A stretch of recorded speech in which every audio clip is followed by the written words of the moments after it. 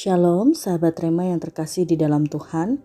Perenungan pada malam hari ini berjudul Harga Sebuah Keajaiban.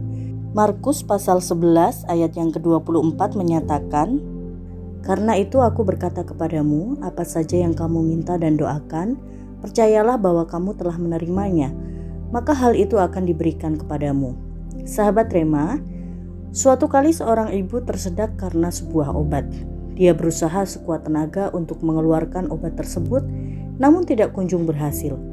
Ia sempat berpikir apakah ia akan berpulang. Ia tersentak dari pemikirannya dan bergegas membuka kunci rumahnya dan keluar rumah untuk meminta pertolongan. Tepat saat itu ada seorang yang sedang berjalan di depan rumahnya dan menolongnya.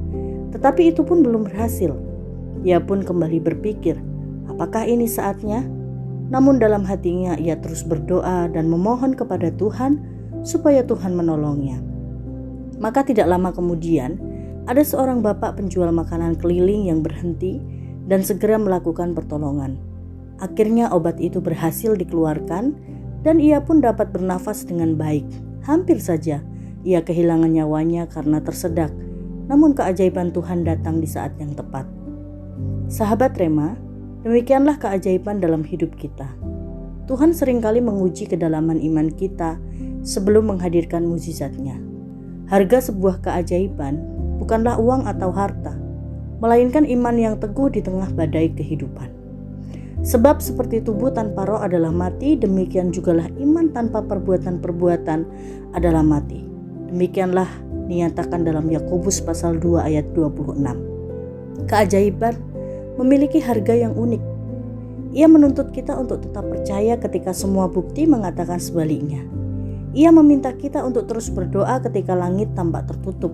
Ia mengharuskan kita untuk terus melangkah ketika jalan terasa buntu. Harga keajaiban adalah ketekunan dalam iman. Elia berdoa 7 kali sebelum hujan turun. Naaman harus mencelupkan dirinya 7 kali di sungai Yordan sebelum kustanya sembuh. Setiap keajaiban dalam Alkitab memiliki proses yang menguji ketulusan hati manusia. Keajaiban tidak selalu datang dalam bentuk yang kita harapkan. Kadang ia hadir sebagai kekuatan untuk bertahan di tengah penderitaan. Kadang ia muncul sebagai pintu baru ketika pintu lama tertutup.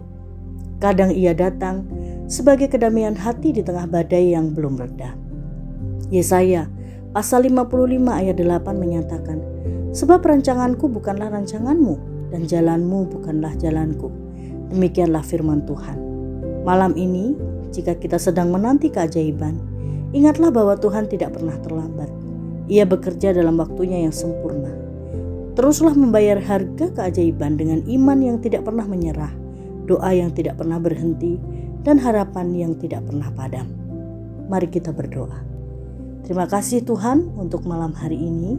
Biarlah perenungan malam hari ini boleh menguatkan setiap kami dan meneguhkan iman kami. Jika sebentar kami akan beristirahat, biarlah kami beristirahat di dalam damai sejahtera Allah Bapa. Di dalam nama Tuhan Yesus kami berdoa. Haleluya. Amin. Selamat malam sahabat Rema, selamat beristirahat. Tuhan Yesus memberkati.